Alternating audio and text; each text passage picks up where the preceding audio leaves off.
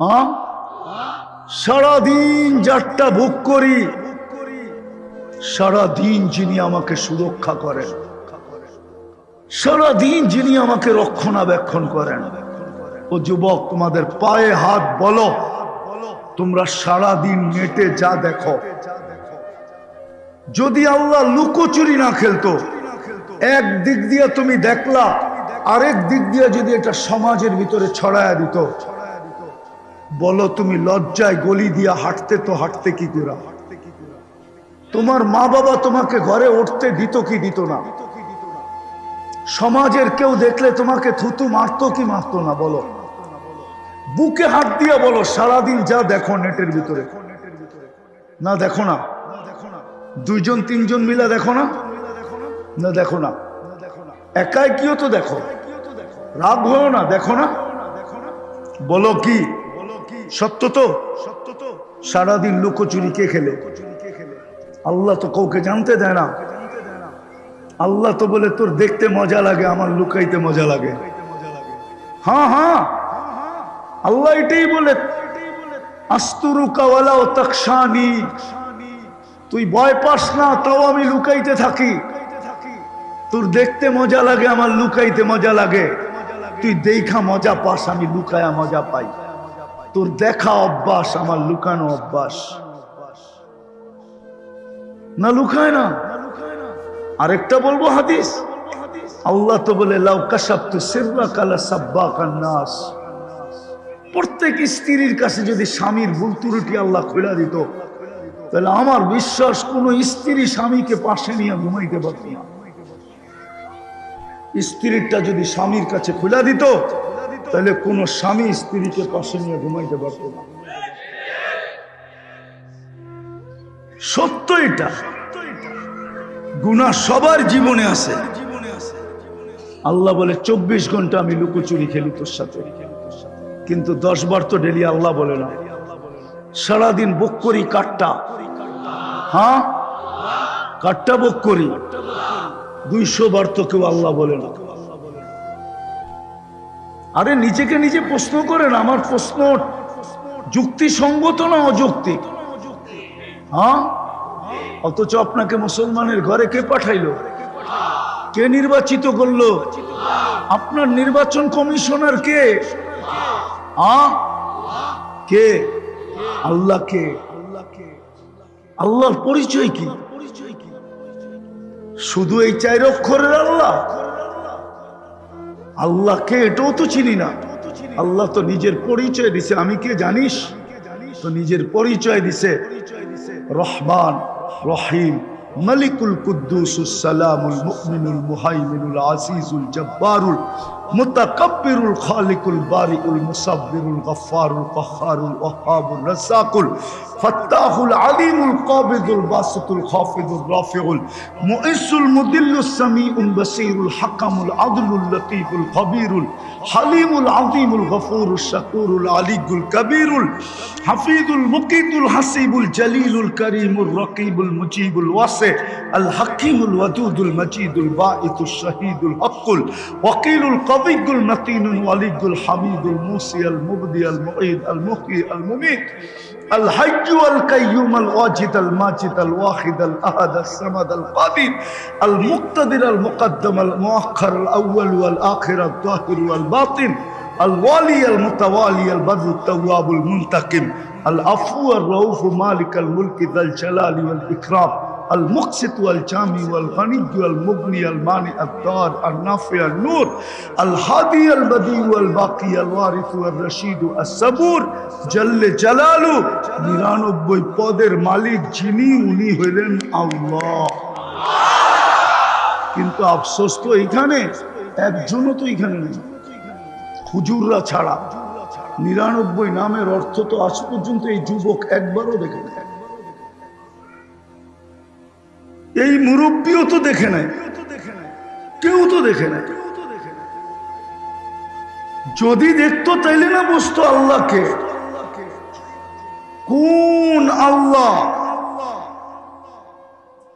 যা কথাকে গুছায় নিয়ে আসতেছি, কসম খোদা, যাকে মুসলমানের ঘরে নির্বাচিত করলেন, আর যাকে উম্মতে মুহাম্মদী বাছাইকৃতভাবে বানাইলেন ওর সংখ্যা বাড়তে পারে। সংখ্যা কোরআনে এটার প্রমাণ আছে।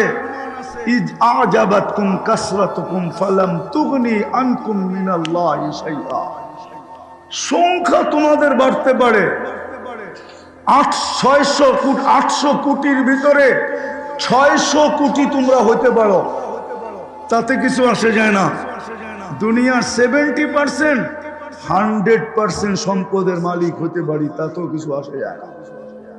বোঝেন, আপনারা বোঝেন, ভালো মতে বোঝেন। এই উম্মতে সব কিছু সংযুক্ত হলো দিনের সাথে। এই জন্যই বলছিলেন সবাই দিন ছাড়তে পারবে, দিনকে জুতার মাথায় রেখে উড়াইয়া দিতে পারবে, দিনের বিরুদ্ধে বলতে পারবে, কিন্তু সবাই বলে বলুক উম্মতে মুহাম্মদী তোমরা বলো। তোমরা বিরুদ্ধে যেও না, তোমরা বৃদ্ধা আঙ্গুল দেখাও না। বলেন 5 বেলা কে ডাকে? হ্যাঁ, কয় পার্সেন্ট নামাজ পড়ে? বলেন কয় পার্সেন্ট? আপনি সাহায্য চান কি করে? লজ্জা লাগে না? কয়েকটা হুজুর দেখে আল্লাহ সাহায্য করে দিবে? এটা উম্মত হুজুর না। হুজুররা ভাবে আমাদেরকে দেখা আল্লাহ সাহায্য করে না কেন? এটা উম্মত। আমার কথা শোনেন, আমি কারো বিরুদ্ধে না, দুনিয়া ঘুরা বলতেছি। আপনার কাছে কিতাবি এলেম আছে আমি মানি, কিন্তু আমার মতো চোখে দেখা এলেম নাই। চ্যালেঞ্জ, আমার মতো চোখে দেখা এলেম নাই। ওটা তো বাংলাদেশের সবার সাথে চ্যালেঞ্জ করব। অহংকার করি বলবেন, মাইনা নিলাম, অহংকারই করি। আমার মতো চোখে দেখার এলেম নাই। আপনার কাছে কিতাবই আছে, আপনি তফসির দেখা যেটা চিনবেন, ওটা আমি চোখে দেখা হিসাব করছি অনেক আগে, একবার না 100 বার দেখছি। আপনি তফসির দিয়া কি বুঝাবেন আমাকে? আমি তো চোখে দেখা আসছি। শানিদা কায়বুয়াত মানেন্দে দিদা। সাহায্য হয় না কেন? সবচেয়ে বেশি আবাবিলের বাস্তব হলো, আমি তো দুঃখের থেকে বলতেছি, আমি 14 বছর আগে ফিলিস্তিন দেখছি। আমি মিডিয়ায় ফিলিস্তিন দেখি নাই, আমি কিতাবে ফিলিস্তিন পড়ি নাই। ফিলিস্তিনের মাটিও বলবে এই বেটায় পাড়ায় গেছিল। আমার তো দুঃখ এখানে। যুদ্ধ যদি অন্য কারো কোনো দেশের সাথে হইতো, ইসরায়েলের, আমার কোনো মাথা ব্যথাই ছিল না। আমার ব্যথা তো হলো ফিলিস্তিনের সাথে হইতেছে। ওই ফিলিস্তিন যেখানে ইব্রাহিম খলিল ঘুমাইতেছেন, একটু বুঝি অ্যানালাইসিস হয় না যে ইব্রাহিম খলিলকে ইত্তাখাযাল্লাহু ইব্রাহিমা খলিলা, সৃষ্টির ভিতরে যাকে আল্লাহ একজন খলিল, ওই খলিল ঘুমাইতেছে। ফিলিস্তিন ওই জমিন যেখানে মুসা আলাইহিস সালাম ঘুমাইতেছে, ওয়াদিয়ে মুসা। ফিলিস্তিন ওই জমিন যেখানে 70 জন নবীর চিহ্নিত কবর এখনো রাখা আছে। ফিলিস্তিন ওই জমিন যেখানে 1.25 লক্ষ নবীদের সম্মেলন করছেন আল্লাহ। মেরাজের রাত্রে 1.25 লক্ষ নবীদের সম্মেলন, মানুষের না নবীদের, মানুষের না রসুলদের।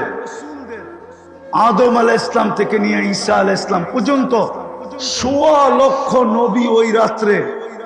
দেখেন না, প্রধানমন্ত্রী যখন দেশের বাহিরে যায় তো বড় বড় মন্ত্রীরা, আমলারা সব এয়ারপোর্টে যায় লাইন ধরা থেকে ওনাকে বিদায় দেয়। তো বন্ধু যাইতে ছিল আরশ দেখবে, তো সবাই বিদায় দিতেছে, ওইখানে আইসা একত্রিত হয়ে বিদায় দিছে। জান, আমাদের যাওয়া তো সম্ভব না, আমাদের তো দূরের কথা, জিবরিলেরও তো এখানে যাওয়া সম্ভব না, নাইলে একটু যায়া কেন বললো আপনি একা যান, আগে যাবেন না? বসে অনুমতি নাই। দ্বিতীয় আরেকটা কথাও আছে, আমার শরীরও ফিটনেস নাই। মনে হয় ফিটনেস বোঝেন না। ফিটনেস বোঝেন? গাড়ির যেরকম প্রতি বছর ফিটনেস কি করতে হয়, রিনিউ করতে হয় না?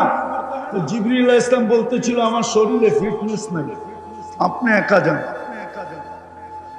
ওই ফিলিস্তিন মার খাওয়াইতেছে ওদের হাতে, যাদেরকে আল্লাহ বলেন। বর্তমান সৃষ্টির ভিতরে ইহুদিদের যে নিকৃষ্ট কেউ নাই।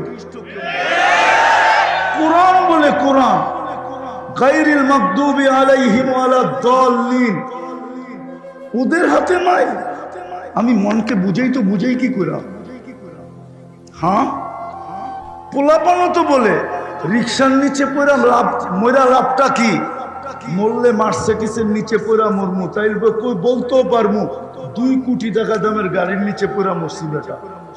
রিক্সা তো হলো 12-13 হাজার টাকা দাম, এটার পিছিয়ে মরা লাভটা কি? ইহুদিদের হাতে মার। বিবেকের পর্দা জানি কবে খুলবে জানি না। আরেকটা শুনবেন, যাদের হাত থেকে রক্ষা পাওয়ার জন্য ডেলি 32 বার কত আল্লাহর কাছে আমরা আশ্রয় প্রার্থনা করি। আশ্রয় কখনো ইমামের মাঝে, কখনো একা একা, কখনো বাইতুল্লাহর ইমামের মাধ্যমে, কখনো মহল্লার ইমামের মাধ্যমে, কখনো একা একা। গায়রুল মাগদুবে সূরা ফাতিহা পড়েন না? এটার অর্থটা কি? অর্থটা কি? এটার অর্থ তো দুইটাই, যে আল্লাহ শুধু ওদের আদর্শের থেকে বাঁচতে চাই না, সাথে সাথে ওদের হাত থেকেও বাঁচতে চাই। এটা কি তর্জমা না? দিন ব্যতীত দ্বিতীয় কোন রাস্তা দ্বারা আপনি এইখানে সম্মানিত হতে পারবেন না। যা অঙ্গীকার একটাও পাবেন না। আজকে দিন আমাদের জীবন থেকে চলে গেছে। 90% মুসলমান নামাজ পড়ে না। ওদেরকে সাহায্য করে তো করে কি কইরা? মালিক যদি 10 বার ডাকলো আর কর্মচারী যদি আসলো না, তো গার ধাক্কা দিয়া যদি কর্মচারীকে বাহির করে দেওয়া, মালিকের জন্য সমাজে এটা যদি যুক্তিসঙ্গত হয়, এটা যদি বিধান অনুযায়ী হয়, এটাই যদি পারফেক্ট হয়, তো যেই উম্মতকে আল্লাহ ডেলি 5 বার ডাকে 90 বার আসে না, ওকে সাহায্য করে তো করে কি কইরা? ওরে সাহায্য করে তো করে কি কইরা বলেন না? একটু বিবেককে প্রশ্ন করেন, বিবেক দেয় না আল্লাহ? যেই নারীকে মুসলমান বানাইলো, ও পর্দায় চলে না, ও আল্লাহর সাহায্য চাই তো চাই কি কইরা? ওকে যে বাঁচায় রাখছে এটাই তো বেশি। হ্যাঁ, যেই যুবক চুল কাটে নেটে দেখা, সাজে বিজাতির মতো, ও যুবক তোকে যে এতক্ষণ পর্যন্ত বাঁচায় রাখছে এটাই তো বেশি। উচিত তো ছিল এটাই সত্য হওয়া, কাম্মিন সাব সাবাকা ইলাল মাউত। আমি হাদিসের শব্দ দিলাম। আল্লাহ তো বলে উচিত তো ছিল তোকে মাটির কোলে শোয়া দেওয়া, তারপরও তো তোমাকে বাঁচায় রাখছে।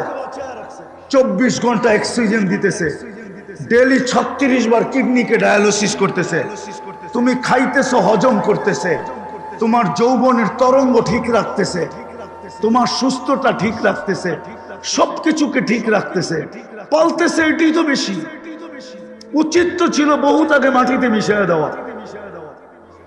পরের পাথরও সওয়া যায়, আপনজনের ফুলের টোকাও সওয়া যায় না, এটাই প্রবাদ বাক্য। অন্যের অপরিচিতের পাথরও সওয়া যায়,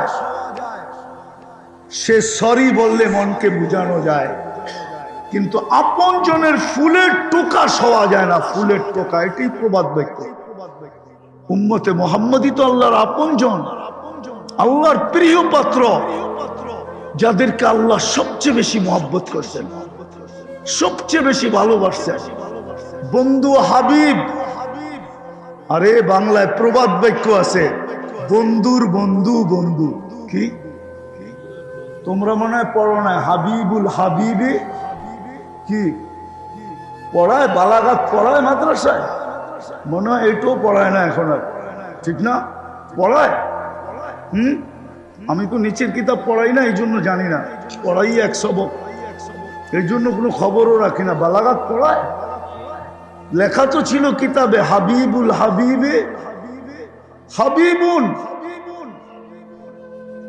বন্ধু তো উম্মতকে এতটুকু ভালোবাসছেন যে আল্লাহ বলতে বাধ্য হয়েছেন হারিসুম বিল মুমিনিনা রাউফুর রহিম। আর বন্ধু হলো আল্লাহর হাবিব। তো আমরাও তো আল্লাহর হাবিব, ঠিক না? হ্যাঁ, যে উম্মত আল্লাহর হাবিব, ওই উম্মতের আজকে এই দুর্দশা। এই জন্য শেষ জায়গায় চলে আসছি। আসেন, চিৎকার দিয়া কোনো কাজ হবে না, কোনো কাজ হবে না। হইলে হয়ে যেত। আপনি আর কি টেবিল থাপড়াইছেন? হ্যাঁ, জাতিসংঘের মিটিং দেখেন 2 বছরেরটা, অনেকজনে টেবিল থাপড়ায় ভাঙ্গা ফেলছে। আমি মিডিয়ার থেকে দেখাবো, কিন্তু নিন্দা প্রস্তাব পাশ করতে পারে না। বিশ্বাস হয় না? দিব ভিডিও কল, ভিডিও দিব। হুজুরদের মনে বিশ্বাস হয় না, ওনারা ইয়াং তো এই জন্য বিশ্বাস করবে না। কেননা ওনারা হয়ে হাসপাতাল দেখছে, আমি হয়ে মশারি দেখছি, এই জন্য আমার লগে মিলবে না। জাতিসংঘের 2 বছরের মিটিং এ টেবিল থাপড়ায় ফাটায় ফেলছে, কিন্তু নিন্দা প্রস্তাব পাশ করতে পারে না। আপনি আর কি মাইক ফাটান, আপনি আর কি টেবিল ফাটান? ব্যাঙ্গের লাপের মতো একটা লাপের দেশের ভিতরে ওরা জাতিসংঘে ফাটায় ফেলছে, কিন্তু নিন্দা প্রস্তাব পাশ করতে পারে না। আপনার আমার পাও ছিকলে বাঁধা, এটাও হাদিসে আছে। আল্লাহ রসুল 1400 বছর আগে বলে গেছে, একদিন আসবে তোমাদেরকে চতুর্দিক থেকে সুস্বাদু খানার জন্য যেরকম মানুষ ভাঙ্গা পড়ে, ঠিক তোমাদেরকে খাওয়ার জন্য ভাঙ্গা পড়বে। সাহাবা জিজ্ঞাসা করছে, ওই দিন আমাদের সংখ্যা কম হবে? বলছে না, তোমরা সংখ্যা অনেক হবে। বলছে তাইলে এই দুরবস্থা হবে কেন? বলছে গুসা উনকা গুসা ইসাইল, তোমাদের শিকড় থাকবে না। আর এই উম্মতের শিকড় হলো দিন, দিন, দিন, দিন, দিন আর দিনদারি। রাগ হয়ে যায় না, আমি তো ব্যথার থেকে বলতেছি। এই মাদ্রাসার ছাত্র নাই, এদেরকে চিৎকার দিতে দেন, এইখান থেকে চিৎকার দিয়া নারায়ণগঞ্জ ফাটায় ফেলবে। কিন্তু গতকালকে শুক্রবার গেছে, 1000 বার দুরূদ শরীফ পড়ছে, একজনও নাই। চ্যালেঞ্জ দিয়া বললাম, বলুক বলুক, 1000 বার দুরূদ শরীফ পড়ছে, চ্যালেঞ্জ দিয়া বলুক। রাগ হয় না, তোমাদের পায়ে হাত রাখি। তোমরা যখন 1000 পড়ো নাই, তো ওরা পড়বে। ও যুবকরা তো একবারও পড়ে নাই, সাধারণ মানুষ তো 200 বারও পড়ে নাই। কেউ নাই এখানে কালকে 500 বার দুরূদ পড়ছে, একজনও নাই। অথচ যেই রসুলের কারণে এত বড় মর্যাদা আমাদের, যার চোখের পানি জীবনে কোনোদিন 23 বছরে থামে নাই। আরে আমার বিরুদ্ধে লিখতে থাকেন, আমার কোনো আপত্তি নাই। আমি তো ওই ব্যক্তি, লা উবালি লাউমাতা লাইম। আমি তো আইফোন, আমার নিজেরই জগৎ। আইফোনে যেরকম শেয়ার হিট নাই, ব্লুটুথ নাই, আমার ভিতরে কোনো শেয়ার হিট ব্লুটুথ নাই যে কারোরটা আইব, কারো কাছে যাইব। আমি এরকম,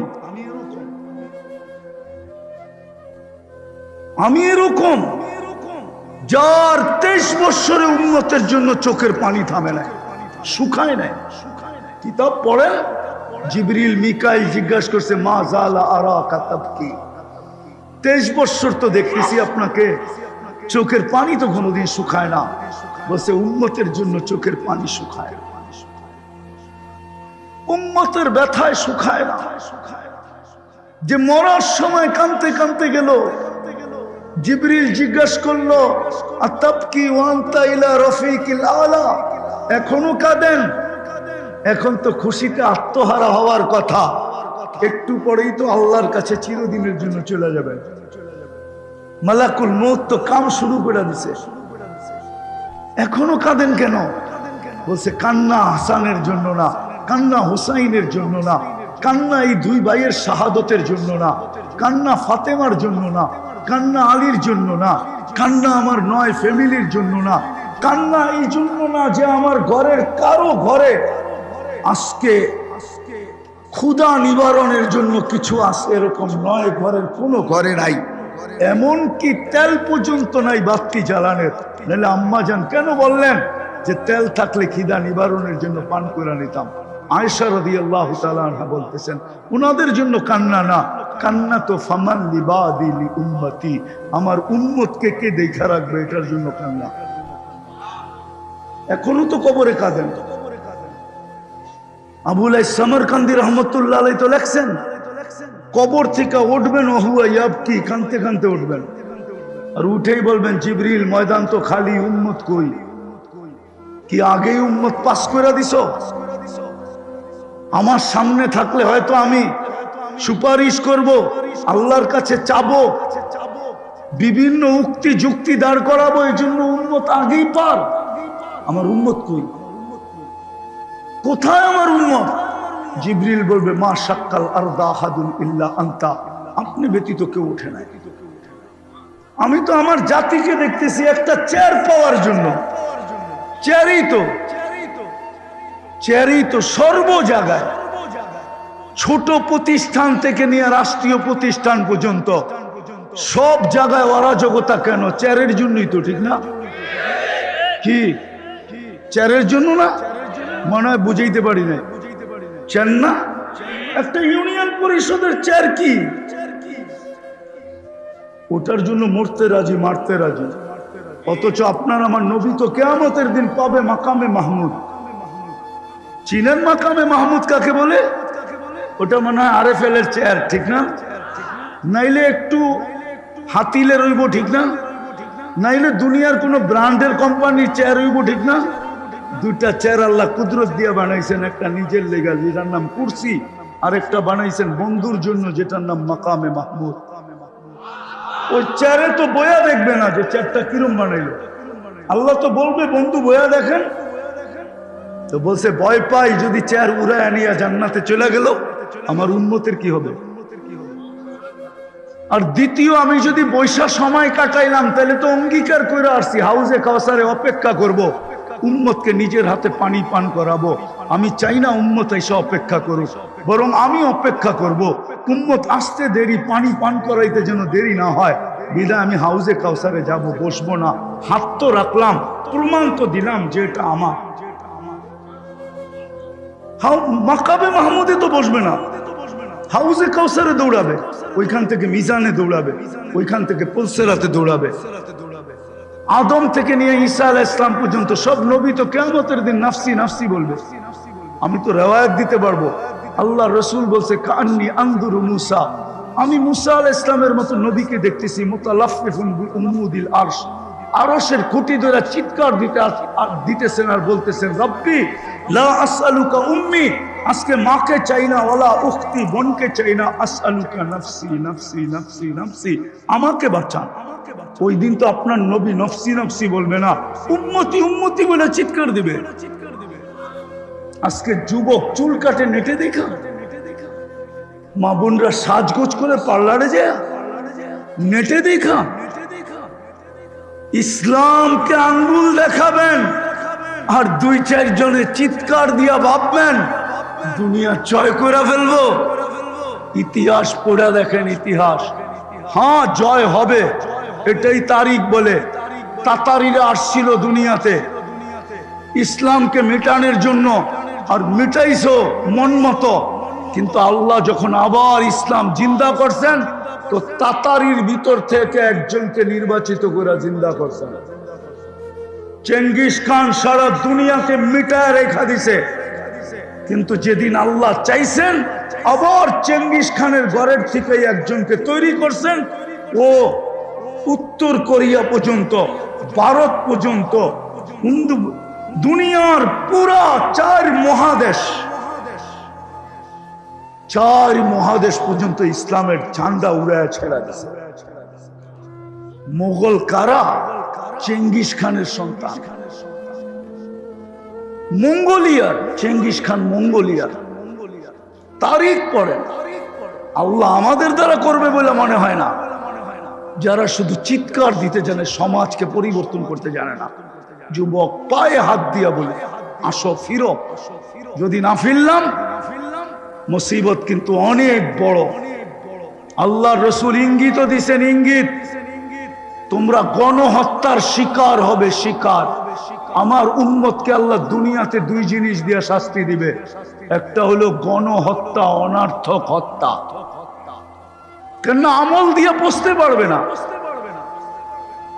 আমল দিয়ে পচতে পারবে না। সাবান ও জীবন নিয়ে বিরক্ত, পয়সালাও জীবন নিয়ে বিরক্ত, পদালাও জীবন নিয়ে বিরক্ত। যদি বিরক্ত না হইতো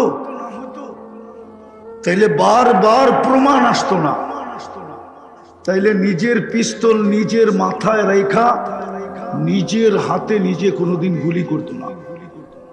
ওই বেটায় কোনো ফকির ছিল না, ওরে আমি কাছের থেকে চিনি।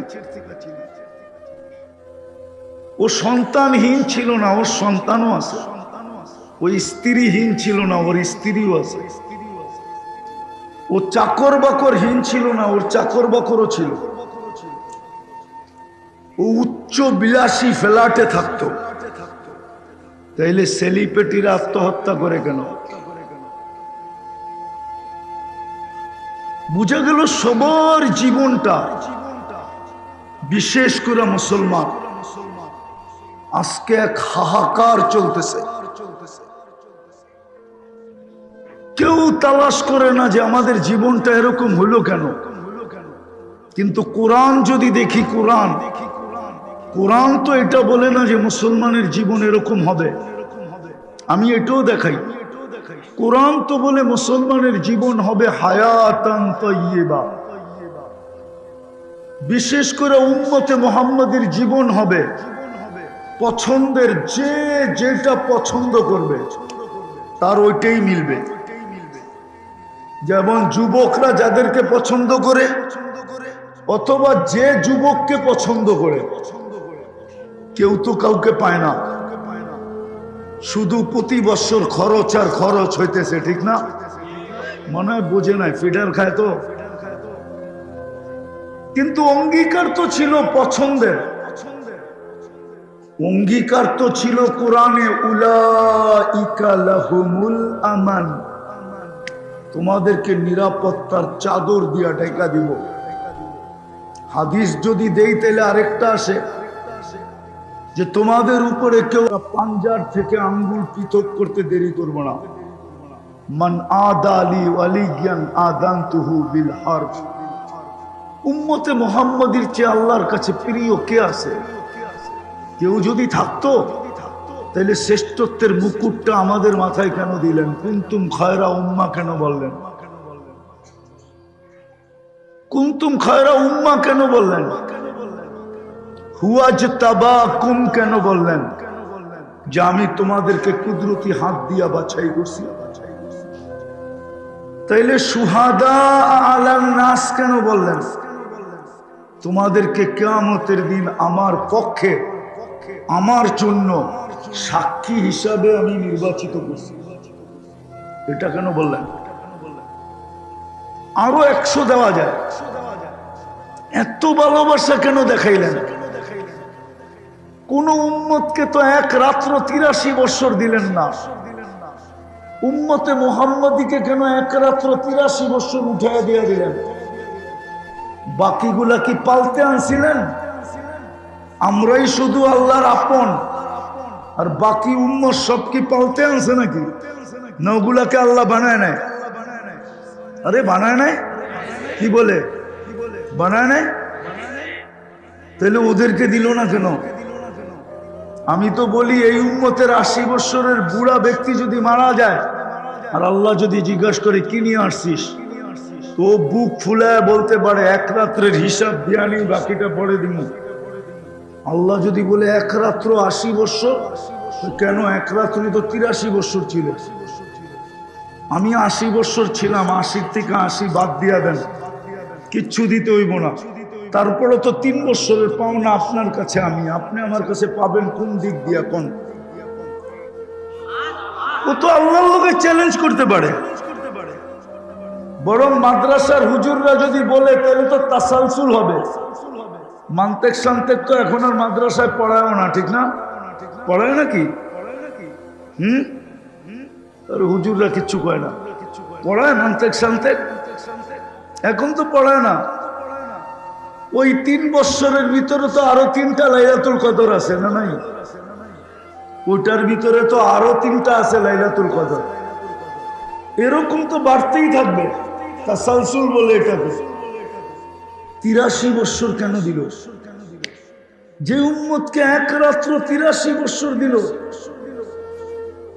ওই উম্মতের আজকে এই দুর্দশা। যে উম্মতকে 10 রাত্র 83 বছর দিল, ওয়ালায়ালিন আশর, জিলহজের 10 রাত্রি 10 লাইলাতুল কদরের সমান।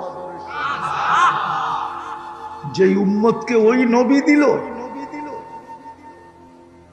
সৃষ্টির আগে যদি তাকাই তো দেখি সামনে বসা আছে, আল্লাহর সামনে বসা।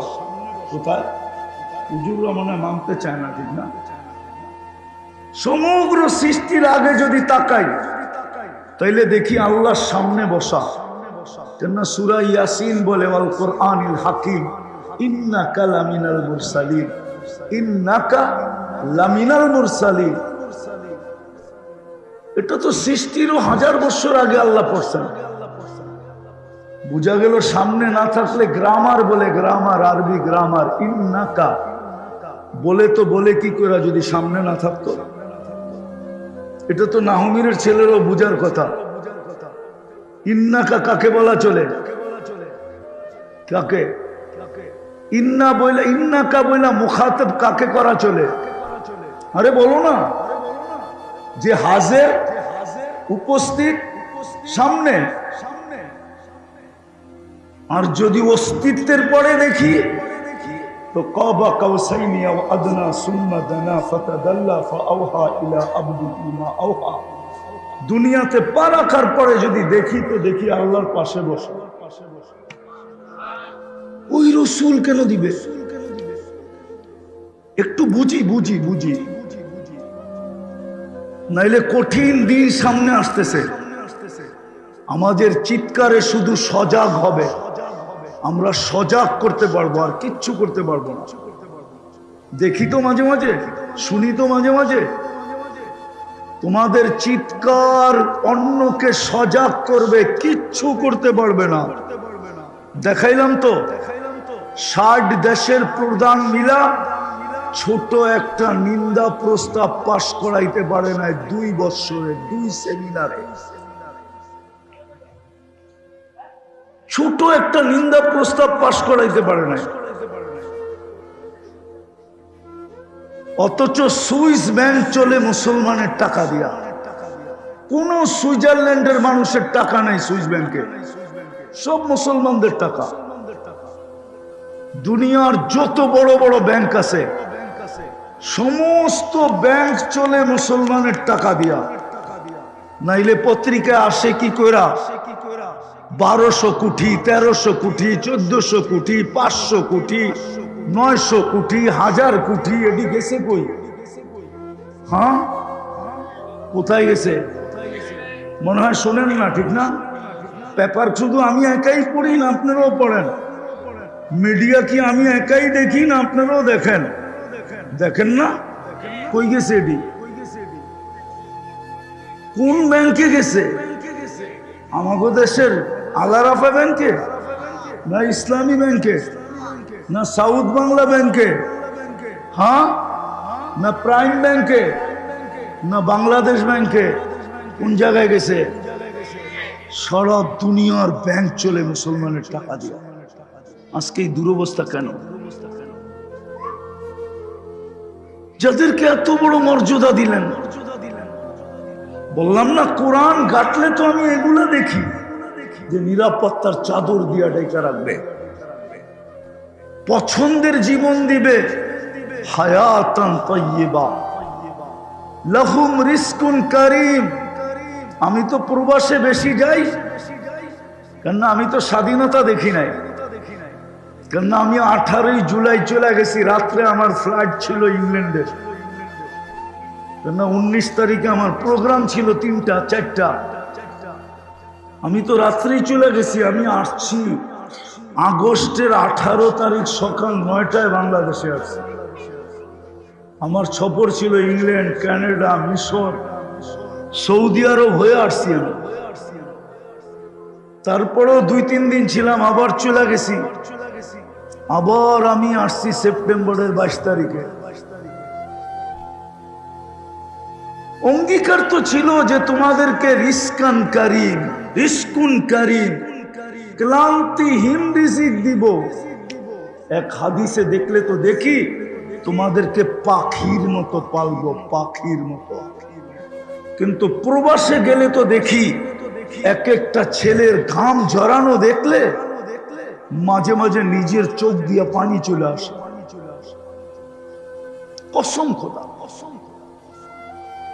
দেশেও শ্রমিকদেরকে দেখলে আর এদের শ্রম দেখলে আর এদের বেতন দেখলে আর এদের সাথে হটকারিতা দেখলে সবগুলা মিলাইলে চোখে পানি চলে আসে যে হাড় ভাঙা পরিশ্রম, কিন্তু মাস গেলে বেতন নাই, থাকলেও সামান্য বেতন। ওকে নিজে চলে প্যারাডো দিয়া, কিন্তু শ্রমিককে রিক্সা দিয়া পর্যন্ত চলতে দেয় না।